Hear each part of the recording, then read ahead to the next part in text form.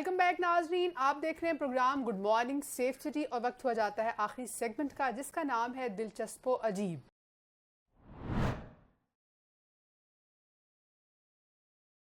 गरीबो अजीब, दिलचस्पो अजीब फैक्टर। गरीब तो नहीं, ये गरीबो अजीब है हमारा, ये नहीं, ये गरीबो अजीब सेगमेंट है क्योंकि इसमें गरीबो अजीब किस्म की खबरें, दिलचस्पो अजीब किस्म की खबरें हम दुनिया और नाज़रीन से शेयर करते हैं। मेरी बात सुने, सॉरी टू सुनाए काटना तो आपने जरूरी है ना मुझे। गरीबों वाली बात कौन सी आपको? देखिए मेरी बात सुने, दरअसल इसमें जो ये गरीबो अजीब किस्म का जो सेगमेंट है ना, इसको मैं दिलचस्पो अजीब ही मेरा मकसद कहने का है। मतलब गरीब क्यों कहा आपने? नहीं गरीब नहीं, सवाल आपने ये है ना, इसका जवाब मेरा ये है, इसका जवाब ये है कि जब कोई गरीब भी हमारे प्रोग्राम को देखेगा और उसको ये पता लगेगा कि हाँ ये चीज दुनिया में हो रही है, और जब वो गरीब आदमी को पेपर देने जा रहा होगा तो उसमें ये फायदा हो सकता है। पेपर की बात आ गई, लेकिन ये है कि कोई गरीब कोई बड़ा काम करके, मैं भी गरीब शख्स हूँ, कोई गरीब कोई बड़ा काम करके कोई Guinness book of world record में अपना नाम दर्ज करवा सकता है। ऐसी बातें भी आपको बताते हैं, बिल्कुल बताते हैं। तो आप बताएं आज कौन सी गरीब लेकिन मेरे लिए, क्योंकि मैं एक सरकारी इदारे में काम कर रहा हूँ, तो मेरे लिए पेपर्स का जो फैक्टर है बड़ा इंपॉर्टेंट है, क्योंकि मैं चाहता हूँ लोग पीएमएस में कामयाब हो, एनटीएस में कामयाब हो, सीएसएस में कामयाब हो। ये सेंस है। एक नंबर से कामयाब हो ही ना जाए।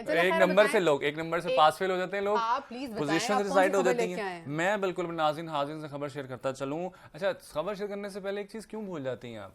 सवाल तो करूं मैं आपसे। जी श्योर, सवाल हाँ, वो सवाल तो करूं। सवाल तो मेरा जो है लाज़िमुल मलज़ूम है आपसे करना, इसमें कोई शक नहीं है। अच्छा, मुझे ये बताएं कि खुश रहने के बहुत सारे तरीके होते हैं। बिल्कुल, आपके भी तरीके होंगे कि आप खुशी में खुश रहने के लिए अपना टाइम किस तरह से स्पेंड करती हैं। कहीं आउटिंग में चली जाती हैं, म्यूजिक सुन लेंगी, बुक्स पढ़ लेंगी, कुछ भी कर लेंगी ना खुश रहने के लिए। आपकी अपनी एंटरटेनमेंट के तरीके हैं। तो अगर मैं कहूँ कि एक ऐसा इदारा बना दिया गया है जिसको खुशी से मंसूब कर दिया गया है, तो कैसा रहेगा? नहीं तो अच्छी बात है ना। बहुत ऐसी जगह होनी चाहिए ना जहाँ पे जाके आप खुश हों, अपना टाइम स्पेंड करें और रोजमर्रा की बोरिंग रूटीन से या फिर वो एक हेक्टिक रूटीन से हटके आप जाएं। तो ये तो ऐसी कोई बड़ी बात नहीं है। ऐसी कोई बड़ी बात नहीं है, लेकिन इसमें कुछ नया क्या है? इसके अंदर नया ये है कि वो इदारा नहीं है, वो एक फैक्ट्री है।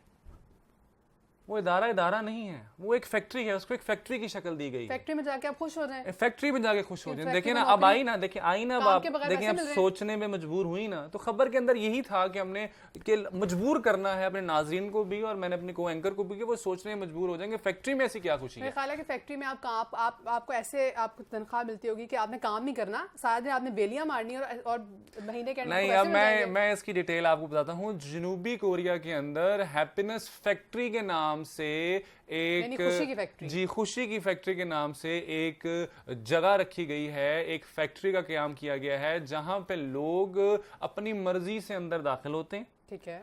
और लैपटॉप, मोबाइल, किसी भी किस्म की सोशल मीडिया डिवाइस और किसी भी किस्म के इंसान से मिलना उस फैक्ट्री के अंदर बिल्कुल मना है। ये कैद तन्हाई काट रहे हैं। ये कैद तन्हाई काटने की, आप यही समझ लें, कैद तन्हाई काटने की है। और इसके साथ साथ इस कमरे के अंदर, जिस कमरे के अंदर इन लोगों को रखा जाता है, ये लोग रहते हैं, वहां पे सिर्फ एक सुराख है जिस सुराख से वो बाहर से खाना लेते हैं।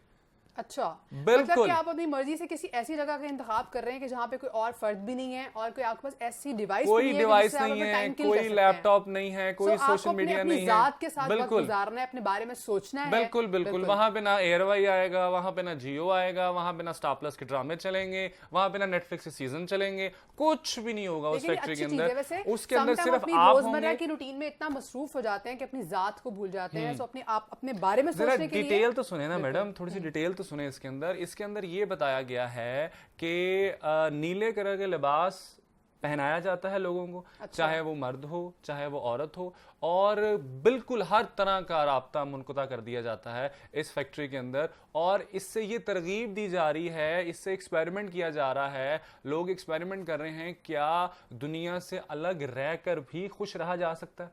अच्छा। और इसके अंदर वो सक्सेसफुल भी हो रहे हैं और लोग अपनी ब्लू यूनिफॉर्म फॉर कैदी, ये दिस इज नॉट फॉर कैदी, क्योंकि ब्लू यूनिफॉर्म कैदियों का होता है। नहीं, ये इस कैदी के पर्पस से नहीं है। अच्छा। जिस तरह के एक इदारे का डिसिप्लिन होता है कि आपने इदारे में आना है, रहना है, काम करना है, तो आप यूनिफॉर्म पहनेंगे। तो ये उस सेंस में नीला यूनिफॉर्म उन्होंने ज़ेबदन किया होता है। तो ये एक मतलब दुनिया को मैसेज दे रहे हैं कि हम दुनिया से कट ऑफ रहकर भी क्या खुश रह सकते हैं। और बहुत सारे लोग इस हैप्पीनेस फैक्ट्री जिसको नाम दिया गया है, खुशी की फैक्ट्री में अपना इंदराज करवा रहे हैं और जाके रह रहे हैं। चलें जी, अगर आप भी दुनिया से बहुत बेजार हो गए हैं, आसपास के लोगों से बहुत बेजार हो गए हैं, तो आप जनूबी कोरिया जाएं और वहां जाके खुशी की फैक्ट्री में कुछ दिन स्पेंड करें। आपको एहसास होगा कि आपकी अपनी कितनी वैल्यू है। अपने बारे में सोचें और खुद के बारे में सोचें। अब आप मुझे अच्छी बातों अब के बारे आप में मुझे सोचें। अगली खबर तो बताएं। हाँ मेरी खबर तो हो गई, अब आप अगली बताएं। खबर है जी, जैसे हम आज प्रोग्राम के स्टार्ट में जिक्र कर रहे थे कि अक्सर औकात छोटी छोटी बातों को लेकर हम झूठ बोलते हैं और जब फिर कभी हमारा झूठ पकड़ा जाता है तो हमें बहुत एम्बैरेसमेंट होती है।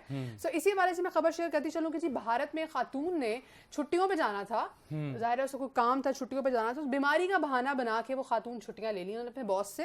बीमारी के मैं बीमार हूं, नॉर्मली और मुझे- जिससे चलता है, कोई बड़ी बात हाँ नहीं जी है। बिल्कुल। ये चलता है। और फिर उसके बाद जो जहाँ पे जिस फ्लाइट पे वो थी, जहाँ भी वो जा रही थी, फॉर विच पर्पस, किसी भी काम के लिए जो जा रही थी, और जब वो फ्लाइट पे थी तो उनके मैनेजर से उनकी मुलाकात हो गई जिनसे वो छुट्टियां लेके गई थी बीमारी का बहाना बना के, जी मैं बहुत बीमार हूँ, आई कांट ट्रैवल, मैं जा नहीं सकती कहीं पे, और फिर उनका जो भांडा फूट गया।